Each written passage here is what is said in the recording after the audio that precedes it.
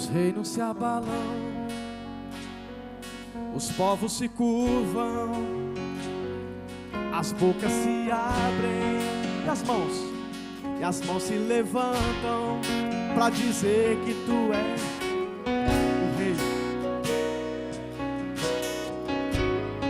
para dizer que tu és o Senhor.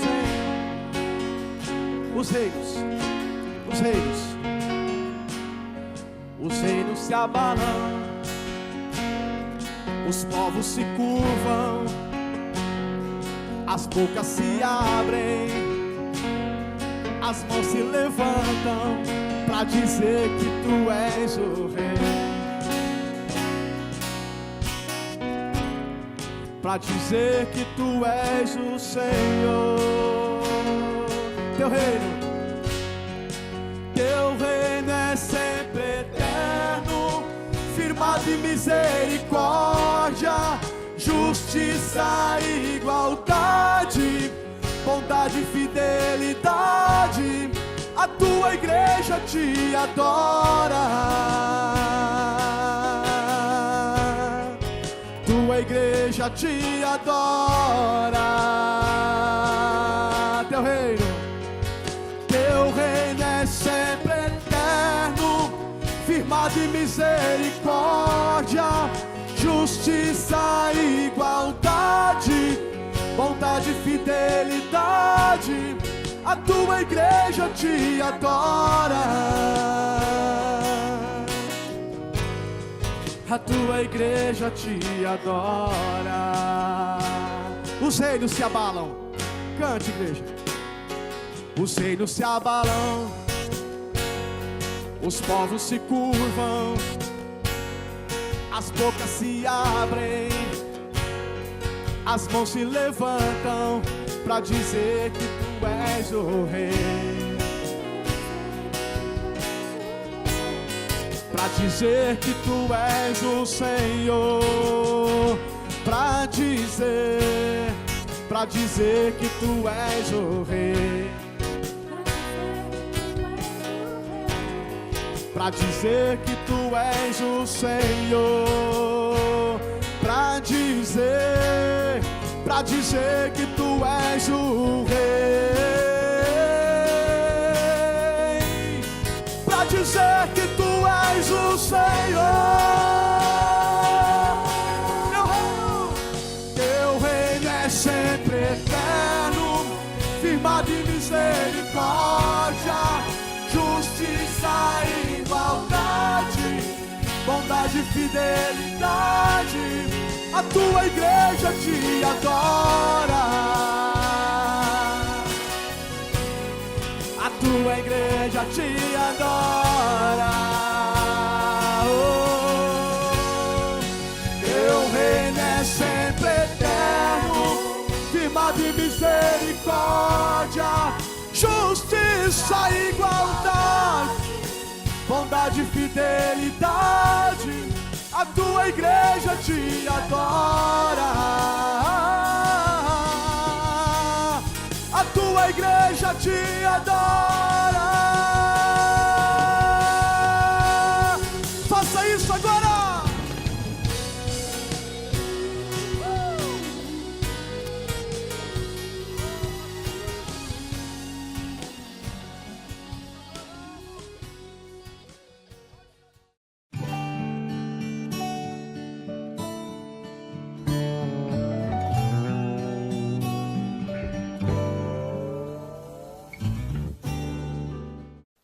Abra comigo em 2 Coríntios, capítulo 3.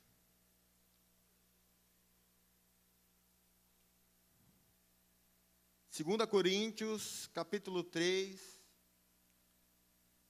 a partir do versículo 7.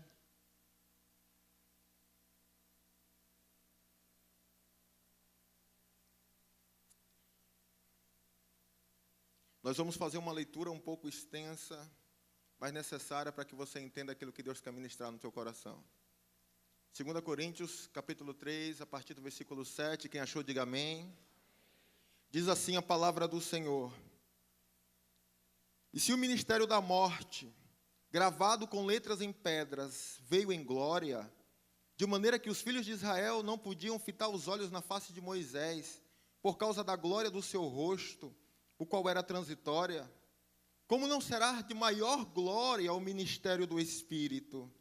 Porque se o ministério da condenação foi glorioso, muito mais excederá em glória o ministério da justiça. Porque também o que foi glorificado nesta parte, não foi glorificado por causa da excelente glória.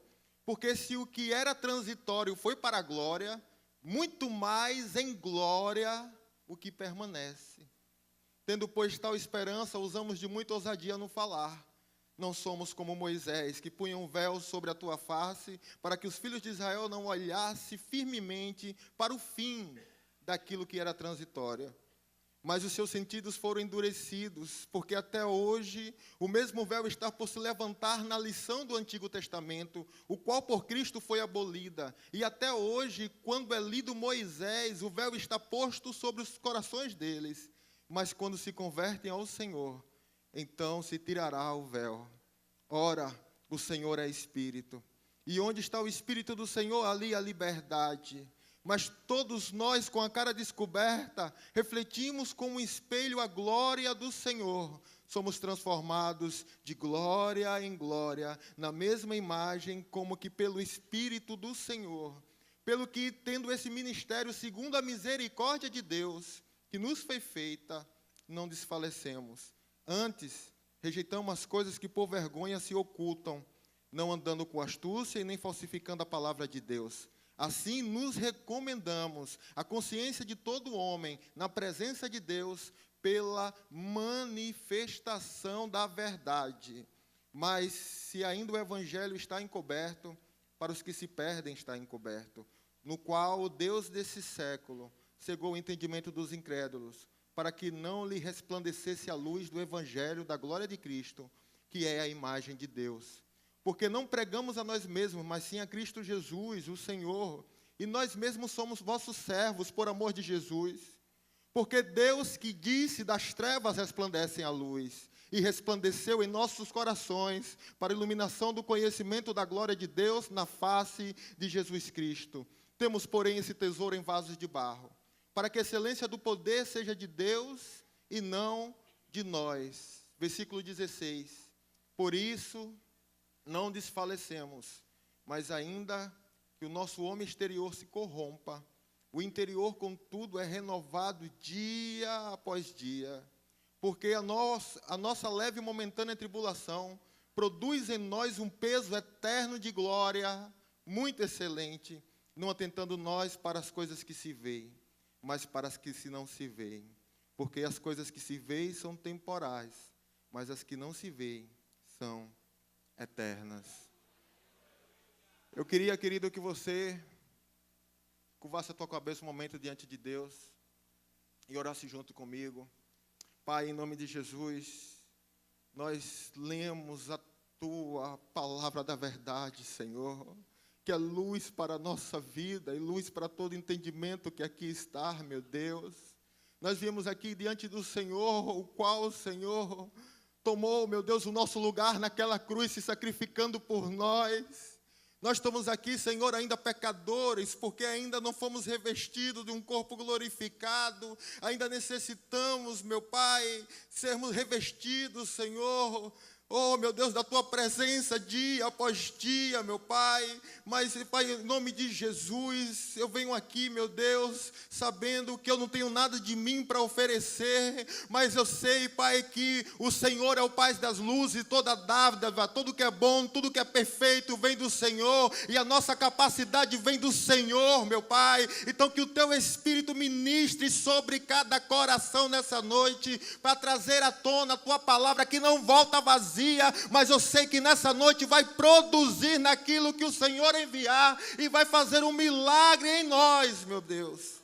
Muda, Senhor, a nossa história, muda a nossa vida, muda, Senhor, a nossa visão, meu Deus. Nos transforma, Pai, de glória em glória por meio da Tua palavra, é o que eu te peço, em nome de Jesus. E você que concorda diz? Amém. Amém. Nós estamos na ceia da verdade. E aí preciso, querido, necessário entender essa palavra verdade. O peso da verdade. Porque o nosso Deus, Ele é um Deus verdadeiro. Apocalipse capítulo 3, a partir do versículo 7, o apóstolo João diz: assim diz aquele que é santo e que é verdadeiro e que tem a chave de Davi à mão, que abre a porta que ninguém fecha e fecha a porta que ninguém abre. O nosso Deus é santo e é verdadeiro. Então, se você quer, querido, que Deus se manifeste na tua vida, que Deus haja na tua vida, que Deus opere na tua vida, que Deus trabalhe na tua vida, então você tem que deixar a verdade se manifestar na tua vida, porque Deus só trabalha na verdade, só opera na verdade, só age na verdade, porque Ele é verdadeiro. E Deus quer manifestar essa verdade na nossa vida. Eu pedi uma palavra ao Senhor e o Senhor me deu, e a palavra que eu vos trago hoje, ela tem por tema a verdade revelada em nós. A verdade revelada em nós. Diga para o seu irmão: Deus quer revelar a verdade em você. É isso que o apóstolo Paulo ele começa a falar na carta aos Coríntios, a partir do capítulo 3, desde o versículo 1. Paulo vai dizer que nós não precisamos de carta de recomendação, porque nós somos a carta de Cristo, lida por todos os homens, escrita não com tinta, mas escrita com o Espírito Santo, não em tábuas de pedra, mas na tábua do nosso coração. Nós somos a carta de Cristo, nós temos o Espírito de Cristo, e Ele vai começar a fazer aqui, querido, uma comparação, na verdade, uma distinção. Ele vai fazer uma diferença do Antigo Testamento e o Novo Testamento, da Antiga Aliança e a Nova Aliança. Paulo chama a Antiga Aliança de ministério na morte, versículo 7 do capítulo 3. No versículo 9, ele vai chamar de ministério da condenação. E Paulo chama a Nova Aliança de ministério do Espírito. Paulo vai dizer que a antiga aliança ela veio em glória, mas Paulo vai dizer que a nova aliança ela veio em muito mais glória. O apóstolo Paulo ele vai revelar aqui que a antiga aliança ela veio em glória e ele dá um exemplo. Ele fala da experiência de que Moisés teve. Ele cita Êxodo capítulo 34, quando Moisés desce do monte, porque Moisés subiu ao monte para receber os mandamentos da parte do Senhor. E naquela experiência com os mandamentos, com a palavra de Deus, Moisés ele desce no monte e a palavra vai dizer que o rosto de Moisés resplandecia. Que o rosto de Moisés, ele refletia ali a glória de Deus. Mas o apóstolo Paulo ele traz aqui algo negativo na parte de Moisés. Ele diz, versículo 13, que não somos como Moisés, que colocava um véu sobre o rosto para esconder, para que os filhos de Israel não olhassem para aquilo que estava desvanecendo, para aquilo que estava chegando ao fim. Em outras palavras, o que o apóstolo Paulo está dizendo é que quando Moisés teve uma experiência com Deus, e Deus deu os seus mandamentos, ele saiu resplandecendo, mas essa glória, que é a glória da antiga aliança, era uma glória que estava chegando ao fim, que é uma glória que tinha um fim, e ele está mostrando um lado negativo na vida de Moisés, dizendo que Moisés usava o véu, porque eu sempre achei, querido, que Moisés usava o véu porque a glória era muita, e estava atrapalhando a visão dos irmãos que estavam olhando para aquela glória. Mas não é isso que Paulo está revelando. Paulo está dizendo que Moisés usava o véu para esconder dos filhos de Israel que a glória estava desaparecendo, para eles não ver o fim daquilo que era transitório. E aí Paulo diz que a antiga aliança, ela tem uma glória transitória, mas essa nova, ela tem uma glória que permanece para sempre. É uma glória que permanece para sempre. Oh, aleluia! E levando em consideração, querido, que eu hoje estou aqui em cima desse altar, e você não está me vendo resplandecendo, e nem o seu irmão está resplandecendo. Então, essa glória da nova aliança não é uma glória que se manifesta pelo lado de fora, mas é uma glória que se manifesta pelo lado de dentro. É uma glória que Deus está manifestando do lado de dentro. É uma glória que Deus fala que é muito mais glória do que a velha aliança, porque é uma glória que Deus colocou, diz Paulo no capítulo 4, manifestou a verdade em nós, porque Jesus nos deu o Espírito dele, Deus derramou o Espírito da verdade sobre a nossa vida, o Espírito que o mundo não conhece, que o mundo não pode receber, porque o mundo não vê, mas vós conheceis de Jesus, porque ele habita em vós. É uma glória dentro de nós. Por isso que você pode hoje, querido, ser transformado de glória em glória, porque o Espírito Santo trabalha dentro de você. E esse trabalhar da verdade dentro de você é um trabalhar que Paulo vai dizer que vai refletir em nós a imagem de Jesus. Vai refletir em nós a imagem de Cristo, qual é a imagem de Deus. E aqui eu quero entrar na mensagem. A verdade revelada em nós. Porque é tão difícil, querido,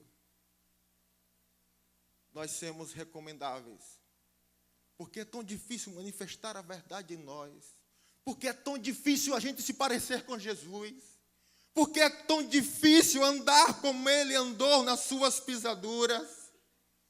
Porque é tão difícil nos deixarmos sermos transformados. E eu olhando para esse texto aqui, eu acho a resposta no mesmo ponto negativo que Paulo está trazendo na vida de Moisés, porque Moisés, ele põe um véu para que eles não vejam aquilo que estava acabando. Existia necessidade de ele chegar de novo na presença de Deus para renovar a glória resplandecente, mas ele chegava um momento que ia acabando, e ele botava o véu para que os outros não percebessem que estava acabando. Então Moisés, ele estava preocupado com a glória exterior, com aquilo que estava acontecendo para o lado de fora. E eu vejo que esse é o mesmo impedimento que atua hoje sobre muitos corações. Nós colocamos mais força, nós valorizamos mais, nós nos disponibilizamos mais pelas coisas que são exteriores do que por aquilo que é interior. Esse é o maior problema. E esse problema não é um problema que ele vem de agora. Esse é um problema que ele vem desde a criação do mundo. Esse é um problema que ele veio desde que o homem pecou. Então a gente chega em Gênesis 12, Deus levanta um homem chamado Abraão. Deus faz 7 promessas para Abraão. Abraão, sai da sua terra, da sua parentela, vai para a terra que eu te mostrarei, porque farei de ti uma grande nação, abençoarei os que te abençoarem, amaldiçoarei os que te amaldiçoarem, mas em ti serão benditas todas as famílias da terra. E essa é a parte que eu mais gosto, a última promessa que Deus faz. Abraão, por meio de você, eu vou abençoar todas as famílias na terra. Porque Deus, Ele quer resgatar a verdade em nós. Deus quer resgatar a imagem dEle em nós. Deus quer resgatar o caráter dEle em nós. Isso é ser uma pessoa abençoada. Em ti serão benditas. E Abraão vai indo. Você vai ver que Abraão mente, Gênesis 14, ele desce para o Egito e diz que a mulher dele não é mulher, é irmã. Aí vem Gênesis 15, Deus chama Abraão para perto. Abraão, anda na minha presença e seja perfeito, Abraão. Anda junto comigo. Anda comigo e seja perfeito. Você sabe que Abraão gera Isaac, Isaac gera Jacó, Jacó tem 12. Os 12 se multiplicam e desce para o Egito. Querido, eu quero que você entenda uma coisa. Porque Deus escolheu Abraão.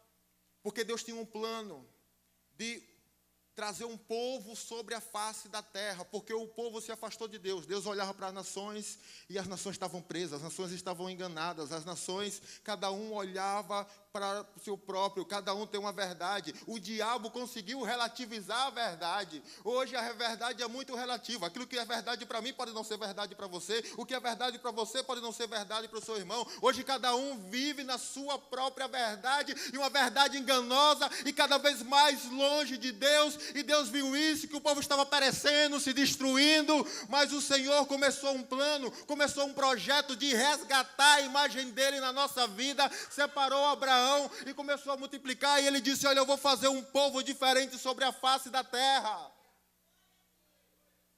E sabe o que foi que Deus fez? Deus levantou Moisés para o libertador e deu uma palavra para Moisés dar para aquele povo. Eu já estou terminando, Êxodo capítulo 19. Abra comigo, por favor, em Êxodo 19. Olha a palavra de Deus para aquele povo. Versículos 5 e 6. Versículo 5. Agora, pois, se diligentemente ouvires a minha voz e guardar o meu concerto, então sereis minhas propriedade particular dentre todos os povos da terra. Toda a terra é minha. E vós me sereis reino sacerdotal e povo santo. Olha o que Deus está falando para esse povo. Se guardar a minha palavra, a palavra de Deus é a verdade.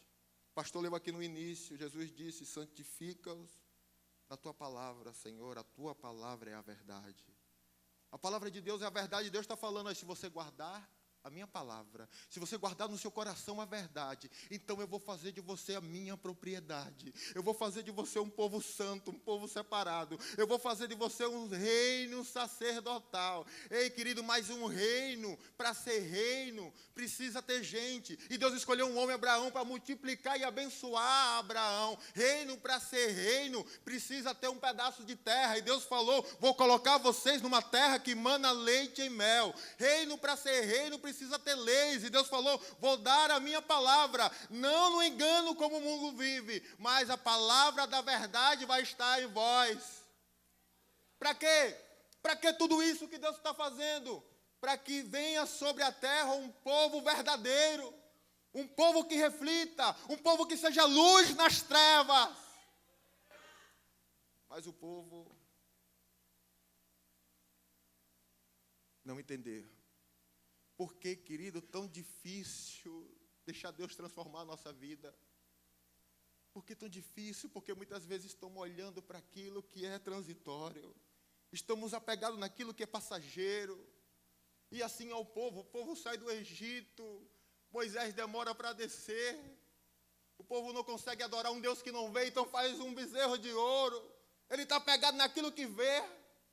A gente vai ver o tempo todo isso na palavra de Deus. Chega o tempo de Juízes, o povo entra na terra prometida, chega um período de trevas. Juízes é um período de trevas na vida do povo. Você vai ver por 3 vezes no livro de Juízes que cada um fazia o que queria e não havia Deus sobre Israel. Cada um fazia o que queria. Hoje nós vemos muito por aí, cada um segue a sua própria verdade, porque não existe um verdadeiro que é sobre a nossa vida. E eles vão seguindo cada um a sua verdade. Se levanta Samuel, o último juiz. Você vai ver que Samuel, até um homem de Deus, ele vai e ele olha para aquilo que é aparente. Deus manda: vai na casa de Jessé, escolhe um rei.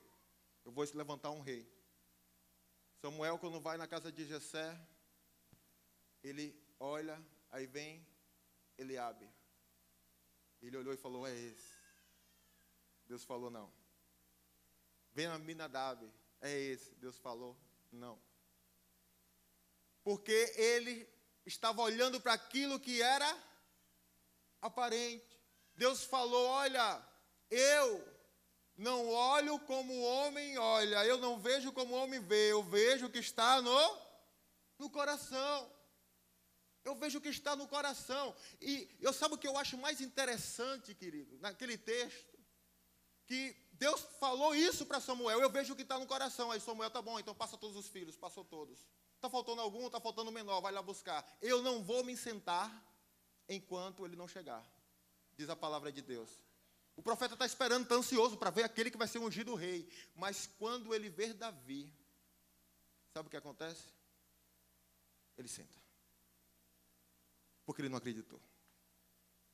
Franzino, ruivinho, daquele jeito, com aparência gentil.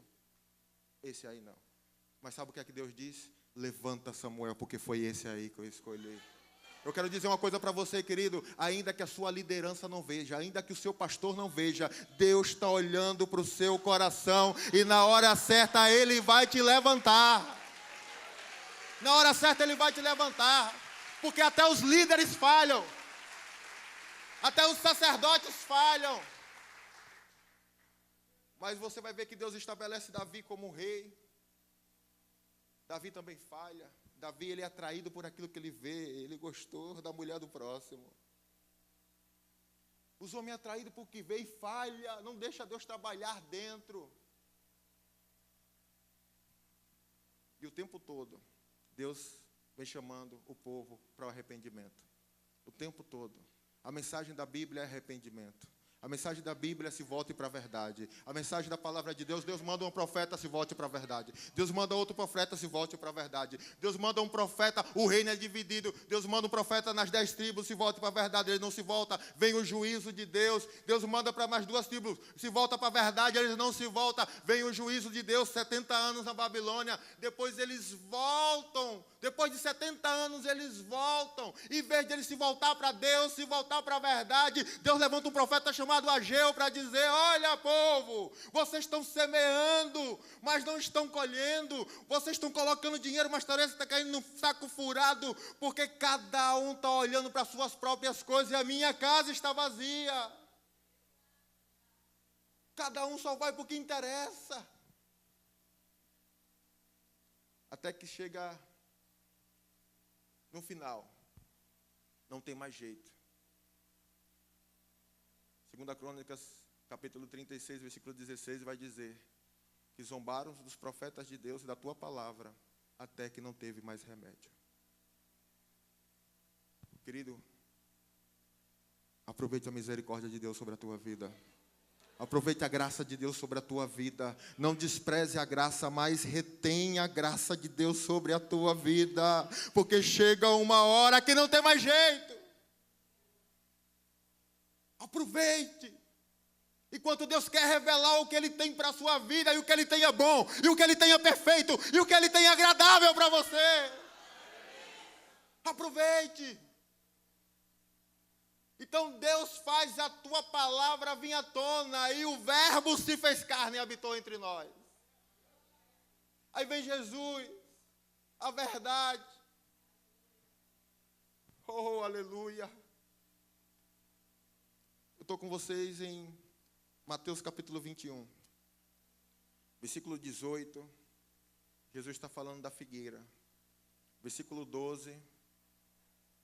Está aparecendo a purificação do templo.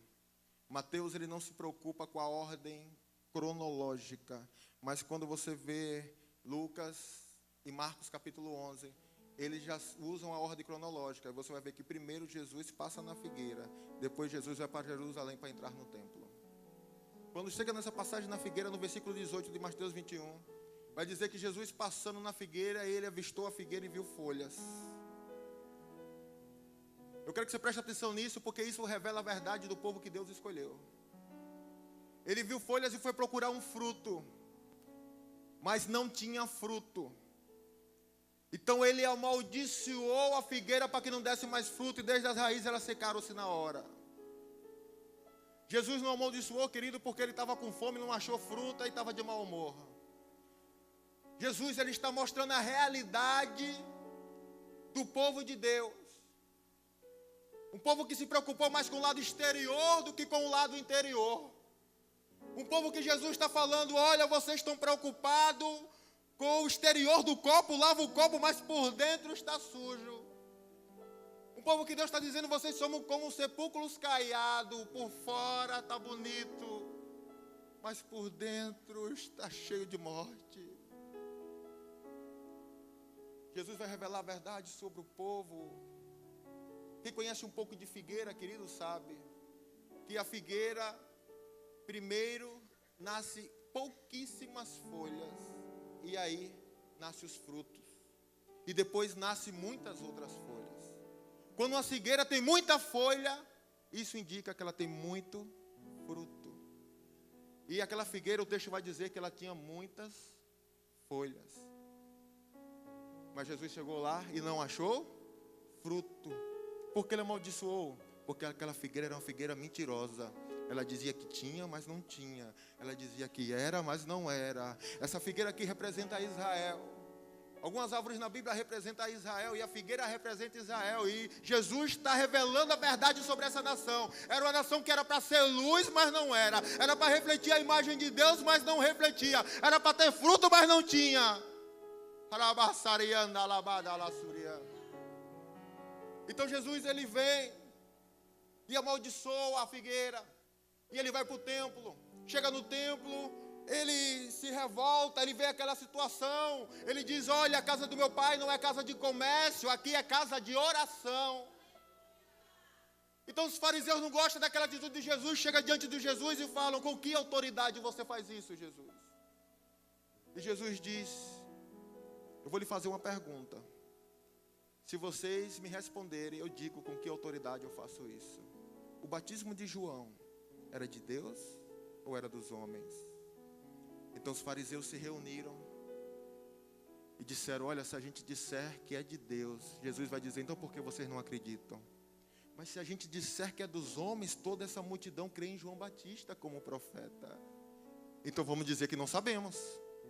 Aí eles chegaram para Jesus e disseram, Jesus, não sabemos. Então Jesus disse, também não digo com que autoridade eu faço essas coisas. Mas eu vou dizer uma parábola. Aí Jesus continua revelando a realidade do povo. Havia, versículo 28, um homem, tinha 2 filhos. Chegou para o primeiro filho e disse, filho, vamos trabalhar. E o filho falou, não vou, mas se arrependeu e foi. O segundo filho falou, filho, vamos trabalhar. Ele falou, eu vou, mas não foi. E aí Jesus pergunta, qual dos 2 fez a vontade do pai? Aí os fariseus responderam, o primeiro que disse que não ia, mas se arrependeu e foi. Aí Jesus fala, em verdade eu vos digo, que os publicanos e as prostitutas vão entrar primeiro que vocês no reino de Deus. Porque João Batista veio pregando a verdade e ele abriram o coração. Eu quero dizer para você, querido, pregue a verdade, porque sempre vai ter gente que vai abrir o coração para Jesus. Não importa se é prostituta, não importa se é mau caráter, não importa para quem é. A verdade de Deus sempre acha espaço nos corações. Só não acha espaço para aquele que acha que é, mas não é nada. Aí, Jesus diz, olha, peraí, tem outra palavra, outra parábola. E aí ele começa a parábola da vinha. E ele diz assim, o senhor da vinha arrendou uma vinha, cercou, colocou uma torre. Ele arrendou essa vinha para os lavradores. E chegou o tempo dele cobrar os frutos, então ele mandou os seus servos para cobrar os frutos. E os lavradores pegaram os servos e mataram. Depois o Senhor mandou mais servos. E os lavradores mataram aqueles servos. Depois o Senhor mandou o seu filho, dizendo, a este terão respeito. Então eles levaram o filho para fora da vinha, diz o texto, e mataram o filho. Vamos tomar posse da herança. Estou com você no versículo 40 de Mateus 21. Jesus falou, quando pois vier o Senhor da vinha, fará o que com aqueles lavradores? E disseram-lhe eles, dará afrontosa morte aos maus e arrendará a vinha para outros lavradores que ao seu tempo deem os seus frutos. Aí Jesus lhe disse, nunca leste na Escritura que a pedra que os edificadores rejeitavam, essa pedra foi posta por cabeça de ângulo? Pelo Senhor foi feito isso e é maravilhoso aos teus olhos, porque eu vos digo que o reino de Deus vos será tirado e será dado a uma nação que dê os seus frutos. O que é que Jesus está dizendo aqui? Quem é o lavrador? O lavrador é Deus. Para quem ele arrendou a vinha para a descendência de Abraão, qual ele falou, guarde a minha palavra, porque vocês vão ser uma nação santa, uma nação de sacerdotes, minha propriedade. refletir a minha imagem, luz nessa terra. E Deus veio para cobrar os frutos. E mandou os profetas para cobrar os frutos. Mas eles mataram o profeta. Vai ver o que aconteceu com os profetas. Depois Deus mandou mais profetas. E eles, um bateram, o outro apedrejaram, o outro mataram. Depois Deus mandou o seu filho. E eles pegaram Jesus e levaram para fora da vinha. Levaram Jesus para fora dos muros e lá crucificaram. E Jesus falou: mas quando o Senhor voltar, o que é que Ele vai fazer? Os próprios religiosos responderam: vai fazer esses lavradores perecer e vai arrendar a vinha para um povo que no seu tempo deu os seus frutos. É aí que entrou você, entrou você, entrou você, entrou você, entrou você. Nós entramos na história de Deus. Nós entramos na história de Deus, querido. Agora nós podemos dar frutos. Paulo revela isso em Romanos 11. Nós éramos uma oliveira brava, um jumpieiro do deserto, uma coisa feia. Mas a palavra de Deus diz que a oliveira verdadeira não deu fruto, e Deus cortou os ramos. Deus cortou Israel da história e pegou nós contra a nossa natureza, cheio do engano, cheio de maldade, cheio de pecado, mas nos ligou na oliveira verdadeira, na oliveira boa, e nos deu azeite para curar ferida, nos deu azeite, querido, com poder, autoridade e unção. Ora lamai, alassurianda, alabai. Nós não dávamos fruto. Eu nunca dei fruto na minha vida. Tem 8 anos que eu me converti a Jesus. Oh, só a misericórdia de Deus. Mas um dia, 8 anos atrás, à meia-noite, na cozinha da minha sogra, a palavra de Deus entrou, a verdade entrou na minha vida. Jesus falou: Diego, até hoje você não deu fruto nenhum, mas eu estou pegando você e estou ligando na videira verdadeira. Eu estou ligando você na oliveira boa, e agora você vai produzir. E eu comecei, querido, a deixar o Espírito Santo trabalhar na minha vida. Ao Espírito Santo trabalhar na minha vida. Por quê? Porque vai chegar a hora que Deus vai cobrar os frutos. Ele vai cobrar.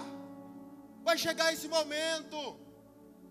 Jesus veio para os que eram seus, mas os seus não receberam. Mateus 21 vai dizer que a pedra que os edificadores rejeitaram. Quem são os edificadores? O povo de Israel. Mas ele rejeitou. Mas a Deus é preciosa. Ei, querido, o povo de Israel era para ser santo. O povo santo era para ser um reino sacerdotal, uma propriedade exclusiva de Deus. Mas eles rejeitaram, eles não quiseram, eles não deixaram Deus trabalhar a verdade na vida deles. Eles não deixaram. Mas Pedro chega para nós para dizer: olha, você agora alcançou a misericórdia. Vós não tinha alcançado misericórdia, mas agora alcançaste misericórdia. Vós não era povo, mas agora sois povo. Vós sois geração eleita, sacerdócio real, povo de propriedade exclusiva de Deus. Agora é você, pastora. Agora é você. Agora sou eu. Agora nós que temos que dar fruto, querido. Nós que temos que dar fruto. Oh, aleluia.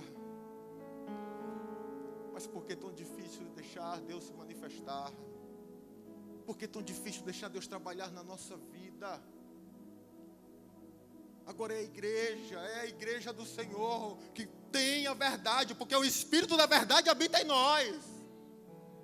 Nós possuímos a verdade, mas por que essa dificuldade? Porque estamos cometendo o mesmo erro da antiga aliança. Estamos apegados às coisas aparentes. Estamos dando mais valor para a coisa exterior do que para o interior. É só olhar para que você veio para a igreja semana passada. Para que você vem nos cultos. Diz que o Deus desse século cegou o entendimento. É como se colocasse um véu de novo na nossa vida. Não dá para ver. E hoje você vai ver, só estamos apoiados, nós colocamos, nós temos fé e glória, Deus vai me dar vitória. Hoje eu tenho fé, Deus vai abrir a porta de emprego. Hoje eu tenho fé, Deus vai curar esse enfermo. Hoje eu tenho fé, a promoção vai chegar, o carro vai chegar, a casa vai chegar. Que história é essa? Isso não é evangelho, querido. Isso não é evangelho. O evangelho é você deixar o Espírito lhe transformar de glória em glória a imagem de Jesus Cristo. O evangelho é você ficar parecido com Deus. O evangelho é isso.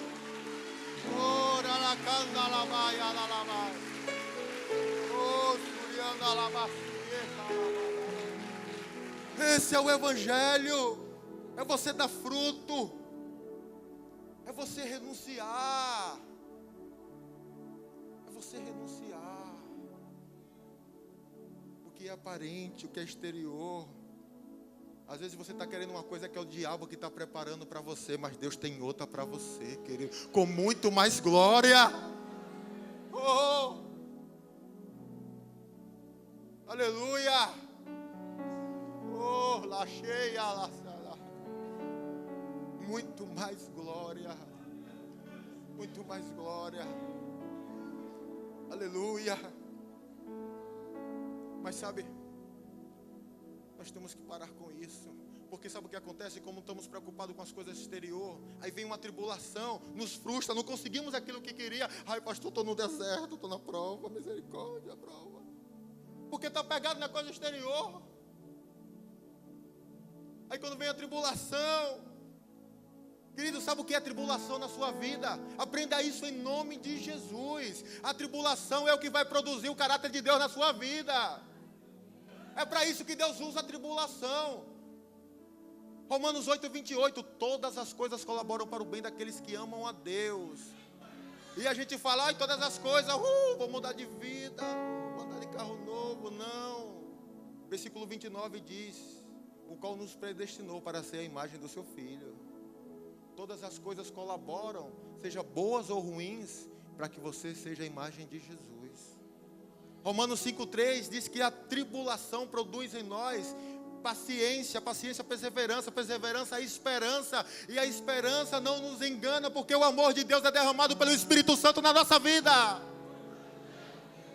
Produz um caráter aprovado por Deus. Pedro fala, olha, se está passando por tribulação, bem-aventurados sois, porque sobre vós repousa o Espírito da glória de Deus. Aleluia.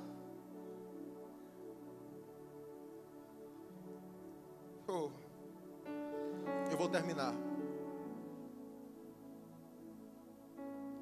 Sabe qual é o problema? Nós estamos muito ligados àquilo que é aparente. Por isso que a verdade não se manifesta em nós. Deus quer manifestar a verdade na nossa vida. Jesus disse, priorize primeiro o reino de Deus. Primeiro o reino de Deus.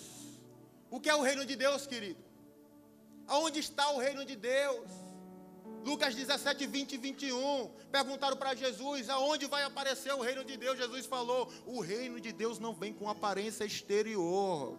Não direi, ele ali ou ele aqui. Mas o reino de Deus está dentro de vós. Priorize o reino de Deus, que é o que Deus quer fazer em você. Que é a verdade que Deus quer manifestar em você. Porque quando Deus manifestar a verdade em você, então vai ser revelada a verdade na sua vida, que é você, a imagem de Cristo. A imagem de Cristo. Eu estava passando por um período de tribulação há uns anos atrás. E eu era uma pessoa assim, muito apegada às coisas externas, às coisas aparentes. E eu tive um problema financeiro. Tive briga feia com minha esposa, tive um problema no casamento. Eu tive problema espiritual. De todos os lados. E tudo que eu queria, que eu fazia, que eu tentava, querido, parecia que nada mudava. Parecia que nada acontecia. Então um dia eu saí de casa chorando. Eu comecei a andar e eu falei, Senhor, não consigo fazer mais nada. Aquilo que eu queria não acontece. A porta que eu queria, estava desempregado ainda por cima. A porta que eu queria não se abria. Minha esposa que eu queria, eu não quero mais, ela não quer nem olhar para mim. Nada dava certo. Então quando eu cheguei na esquina, estavam colocando uma placa na frente de uma igreja. E estava escrito bem assim: campanha: ainda que a videira não floresça, eu me alegrarei no Deus da minha salvação. Naquela hora eu parei e eu comecei a chorar mais, mas era outro choro. Era o choro de quem entendeu que eu não estava deixando Deus trabalhar na minha vida. E dali, querido, eu entendi que não importava se a figueira florescia, se havia bois nos pastos, não importava a circunstância que eu estava vivendo. O que importa é o que Jesus fez por mim naquela cruz. O que importava é a presença de Deus, do Espírito Santo, que me traz alegria. O que importava era um outro evangelho que Deus queria revelar para mim, a verdade. Mas eu estava muito preso nas coisas de fora e não conseguia ver. Mas o Espírito me revelou. Então eu saí e voltei para casa. A minha esposa não mudou, mas eu comecei a ser um marido melhor mesmo assim. A porta não se abriu, mas eu comecei a glorificar o nome do Senhor mesmo assim. A situação não mudou, mas eu comecei a oferecer uma oferta verdadeira a Deus do meu coração, ministrada e transformada pelo Espírito Santo. Aleluia. Mas o tempo passou, querido, e de repente quando eu olhei, o casamento estava restaurado. De repente, como eu olhei, Deus abriu uma grande porta de emprego. De repente, quando eu olhei aqui, Deus me colocou na frente de vidas para eu tomar conta. E o ministério foi fluindo. E eu quero dizer, deixa Deus mudar a tua vida. Deixa Deus mudar o teu caráter. Porque Deus tem o melhor para você. Muda-me, muda o meu coração. Quero ouvir tua voz, entender teu querer.